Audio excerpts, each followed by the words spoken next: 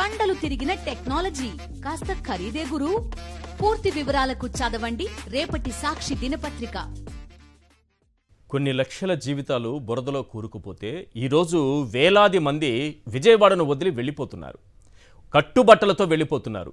ఏవైతే ఇంటి సామాన్లు ఏవైతే దొరుకుతాయో అవి చేతబట్టుకొని తలపై పెట్టుకొని బ్రతుకు జీవుడా అంటూ విజయవాడను వదిలేస్తున్నారు. ఇన్నేళ్ల చరిత్రలో మేము ఈ విజయవాడలో బ్రతకలేమని ప్రజలు విజయవాడ విడిచి వెళ్ళిపోయే దౌర్భాగ్య స్థితి ఏర్పడిందంటే ఎంతగా ఈ ప్రభుత్వం విఫలమైందో, ఎంత ఘోరంగా విఫలమైందో మనకు అర్థమవుతుంది.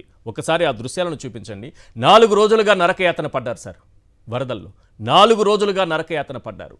ఒడ్డుకు చేరుకుంటామో లేదో తెలియదు, సురక్షిత ప్రాంతానికి వెళతామో లేదో తెలియదు. 4 రోజుల నరకయాతన, హాహాకారాలు, ఆర్తనాదాలు, పసిపిల్లలకి పాలు లేదు, తినడానికి తిండి లేదు, తాగడానికి నీళ్లు లేదు, చుట్టూ నీరుంటే పైగా శవాలు కొట్టుకొస్తున్నాయి. చుట్టూ శవాలే, వాటి దుర్వాసన. కొందరు మహిళలు మాట్లాడుతుంటే గుండె తరుక్కుపోతోంది సార్. ఈరోజు మొత్తం చూసారా, కట్టుబట్టలతో దొరికిన సామాను తీసుకొని ఊరొదిలి వెళ్ళిపోతున్నారు. ఇక్కడ మనం బ్రతకలేము. ఈ ప్రభుత్వం మనల్ని కాపాడటం చేతగాదు. ఈ ప్రభుత్వం మనల్ని కాపాడే ప్రభుత్వం కాదు. మనల్ని ఆదుకునే ప్రభుత్వం ఇది కాదు. కట్టుబట్టలతో ఏవి దొరికితే అవి తీసుకొని పిల్లల్ని తీసుకొని ఊరొదిలి వెళ్ళిపోతున్నారు. ఆ కృష్ణలంక ప్రాంత వాసులు రిటైనింగ్ వాళ్ళు ఉండటంతో సురక్షితంగా హాయిగా జీవిస్తున్నారు. జగన్మోహన్ రెడ్డి గారి విజన్ వల్ల, ఆయన కృషి వల్ల ఈరోజు చూసారా ఎటువంటి పరిస్థితి ఉందో విజయవాడలో. ఇంతటి దౌర్భాగ్య స్థితి వస్తుందని ఎవరైనా ఊహించారా? 28వ తారీఖున రెయిన్కి సంబంధించినటువంటి అలర్ట్ ఐఎండీ నుంచి, సిడబ్ల్యూసి నుంచి, ఇస్రో నుంచి, వెదర్ మ్యాన్ నుంచి వరుసగా వస్తుంటే ఒక్క సమీక్ష కూడా నిర్వహించలేదు. ఒక్క సమీక్ష కూడా ఈ ప్రభుత్వం నిర్వహించలేదు. ఇది వాస్తవం. 28వ తారీఖు నుంచి 3 రోజుల సమయం ఉంది. ఏమాత్రం ప్రజల్ని అలర్ట్ చేయలేదు. అసలు మేము చాలా అద్భుతంగా చేశామని చంద్రబాబు నాయుడు గారు చెప్పుకుంటున్నారు. అధికారులు ఫెయిల్ అయ్యారని చెప్తున్నారు. అయ్యా చంద్రబాబు నాయుడు గారు, అధికారుల పైకి తోసేయండి, అవసరం లేదనుకుంటూ ఉద్యోగాలు పీకేయండి, మాకేం అవసరం లేదు, దాని గురించి మేము ఆలోచించం, మీరు ఎంతమంది ఉద్యోగాలైనా పీకేయండి. ఈ తప్పు మీద కాదా? ఇది ప్రభుత్వం వైఫల్యమా, అవునా కాదా? ఒక 7 పాయింట్లు చెప్తాను. ఈ 7 పాయింట్లలో మీరు ఒక్కదానికి సమాధానం చెప్పినా ఎస్ మేము ఇది చేశాం వరదల కంటే ముందు అని మీరు చెప్పగలిగితే, ఒక్క ప్రశ్నకు సమాధానం చెప్పగలిగితే ఈ రాష్ట్ర ప్రజలందరూ నిల్చొని చేతులెత్తి దండం పెడతారు. పాయింట్ నెంబర్ 1, గత నెల 28న ఐఎండీ అలర్ట్ వస్తే ముందస్తు చర్యలపై ఒక్క సమీక్ష మీరు నిర్వహించారా? ఒక్క సమీక్ష నిర్వహించారా? అధికార యంత్రాంగాన్ని మీరు సన్నద్ధం చేశారా? ఈ స్థాయిలో వర్షం రాబోతోందని లోతట్టు ప్రాంతాల ప్రజలను అప్రమత్తం చేస్తూ హెచ్చరికలు ఎవరైనా సరే, పోలీసులు కానీ, రెవెన్యూ అధికారులు కానీ, కలెక్టర్ కానీ, ఇతర సిబ్బంది కానీ ఒక్కరైనా వెళ్ళి అలర్ట్ చేశారా? ముంపు నుంచి ప్రజలను కాపాడేందుకు బోట్లు, హెలికాప్టర్లు ఏవైనా సిద్ధం చేసి పెట్టుకున్నాం మేము. ఎస్ మేము తరువుగానే ఉన్నాం, సిద్ధంగానే ఉన్నాం అని ఒక్క మాట చెప్పగలరా మీరు? వారిని సురక్షిత ప్రాంతాలు, శిబిరాలకు తరలించే ఏర్పాట్లు ఒక్కటి జరిగిందా? శిబిరాల దగ్గర వరద బాధితులకు నీళ్లు, ఆహారం, పాలు అందించే ఏర్పాట్లు ఏమైనా చేశారా? లేదు. విపత్తు నిర్వహణకు సంబంధించినటువంటి శాఖలతో చర్చించి చర్యలు తీసుకున్నారా? ఈ 7 ప్రశ్నల్లో ఒక్కదానికి మీరు అవును మేము ఈ పని చేశాం అని సమాధానం చెప్పగలిగితే ఈరోజు రాష్ట్ర ప్రజలందరూ లేచి నిలబడి 5.5 కోట్ల మంది చేతులెత్తి దండం పెడతారు సార్ మీ ప్రభుత్వానికి.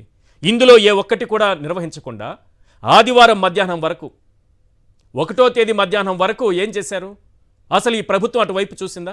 అధికార యంత్రాంగం అటువైపు చూసిందా? కనీసం మంత్రులు అటువైపు వచ్చారా? ఎవ్వరూ రాలేదు. అంతా మునిగిపోయిన తర్వాత చేతులెత్తేసి అధికారులు తప్పు చేశారు, ఇందులో ఏమైనా కుట్రలు ఉందేమో మేము కనుక్కుంటాం, బోట్లు ఎక్కడి నుంచి కొట్టుకొచ్చాయో తెలుసుకుంటాం. ఎందుకు సార్ ఇవి? ఊరొదిలి వెళ్ళిపోతున్నారు సార్. ఒక్కసారి చూడండి ఆ దృశ్యాలు. సినిమా పాటలు ఉంటాయి, ఏమున్నదక్కో ఈ ఊరు వెళ్ళిపోతున్నాం ఇక ఏముందని, అవి కనిపిస్తుంది. అలా ముల్లే సదురుకున్నా వెళ్ళిపోతూ ఉన్నా ఈ ఊర్లో నాకు ఇంకా ఏమున్నదక్కు అనే పాట గుర్తుకొస్తోంది. ఇంత దౌర్భాగ్యపు పరిస్థితులు ఎందుకు వచ్చాయి? ఎవరు బాధ్యత వహించాలి? ఎవరు ఈ పాపానికి బాధ్యత ఎవరిది? ఎంతసేపు జగన్మోహన్ రెడ్డి గారి పాలన గతంలో అలా చేశారు, అప్పుడు బుడమేరును తవ్వేశారు, నాకు కావాల్సిన వాళ్ళకి క్విడ్ ప్రోకో కింద నేను విద్యుత్ ప్రాజెక్టులు ఇస్తాను, కానీ జగన్మోహన్ రెడ్డి అది తవ్వారు, ఇది తవ్వారు, ఈరోజు పడవల్ని పంపించారు, బోట్లు వేశారు. ఎంతకాలం ఈ మాటలు చెప్తారు సార్? మీ మాటలు నమ్మాలి కదా. ఆ ప్రజలను చూసైనా ఆ మాటలు ఆపేసి వాళ్ళకి నీళ్లు, ఆహారం, పాలు, పిల్లలకి ఇవి అందిస్తే కనీసం నమ్మకంతో, ఈ ప్రభుత్వం పైన నమ్మకంతో వాళ్ళ ఇళ్లలో వాళ్ళు ఉంటారు. గుండెల పైన చేసుకొని ఈ రాత్రికైనా నిద్రపోతారు. ఎంతసేపు గత ప్రభుత్వం పైన పడి అవే విమర్శలు చేసుకుంటూ ఎన్నికలకు ముందు అవి చేశారు, ఓకే, ఓట్లేశారు, ఓకే, ఇప్పుడు కూడా అవే చేసుకుంటూ కూర్చుంటే ఫలితం ఏముంది? ఇక ప్రభుత్వాన్ని ఎన్నుకున్నది ఎందుకు? 19 నుంచి 24 వరకే ఏదో అన్యాయం జరిగిపోయినట్టు, మరి 14 నుంచి 19 వరకు మీరే ఉన్నారు కదా. అప్పుడు గండ్లు పడితే ఏమయ్యాయి? అప్పుడు బుడమేరు ఎలా ఉంది? మీరేం చేశారు? అప్పుడు బోటు కొట్టుకొస్తే జగన్మోహన్ రెడ్డి గారు బోటు అడ్డం పెట్టి నా ఇంటిని ముంచేయాలని చూశారు అన్నారు. ఇప్పుడు కూడా బోటు కొట్టుకొచ్చింది. ఇప్పుడు కూడా బోట్లు కొట్టుకొచ్చాయి సార్. ఇప్పుడు మీ బోట్లు కొట్టుకొచ్చాయి కాబట్టి ఆ సంబంధిత శాఖ మంత్రి ఏమన్నా బోట్లు పంపించారా? విచారణ జరిపిస్తానంటున్నారు కదా.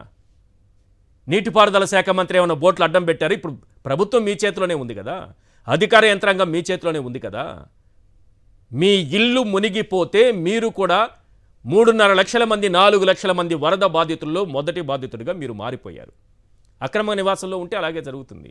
ఈరోజు దాన్ని సమర్థించుకునే ప్రయత్నం చేస్తున్నారు. మీరు ఏమైనా సమర్థించుకోండి, గత ప్రభుత్వాన్ని తిడితే తిట్టండి, అధికారులపైకి నెపం నెట్టేసి అందరి ఉద్యోగాలు పీకేయండి అందరి ఉద్యోగాలు. మీరే చెప్తున్నారు కదా సరిగా పనిచేయలేదని.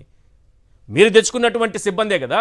జగన్మోహన్ రెడ్డి భక్త అధికారులు నాకొద్దు, నా దగ్గర చాలా అద్భుతమైనటువంటి వాళ్ళు ఉన్నారు, మీ దగ్గర పనిచేసే వాళ్ళు మాత్రం చంద్రబాబు భక్త అధికారులే అనుకుందాం. మరి వాళ్లే కదా ఇప్పుడు తప్పు చేశారని మీరే చెప్తున్నారు కదా మీ నోటితో. తీసి పడేయండి సార్ అందరినీ. ఆ బాధలు చూడండి ఒకసారి, ఆ కన్నీరు చూడండి ఒకసారి, ఆ ఆవేదన చూడండి సార్ ఒకసారి.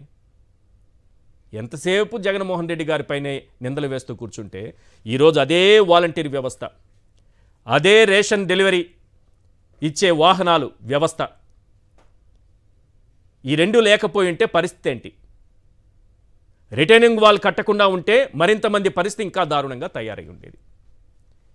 కాబట్టి ఇప్పటికైనా మీరు రాజకీయాల్ని పక్కన పెట్టి వాళ్ళ బ్రతుకు చిత్రం పైన ఒక్కసారి దృష్టి పెట్టండి. ఎలా వీళ్ళని ఆదుకుందాం, ఎలా వీళ్ళకి మళ్ళీ సాధారణ జీవన పరిస్థితి కల్పిస్తామని మీరు రాజకీయాలకు అతీతంగా ఆలోచించగలిగితే అతి త్వరలోనే వాళ్ళు కోలుకునేటటువంటి అవకాశం ఉంటుంది. కారుమూరి వెంకటరెడ్డి గారు.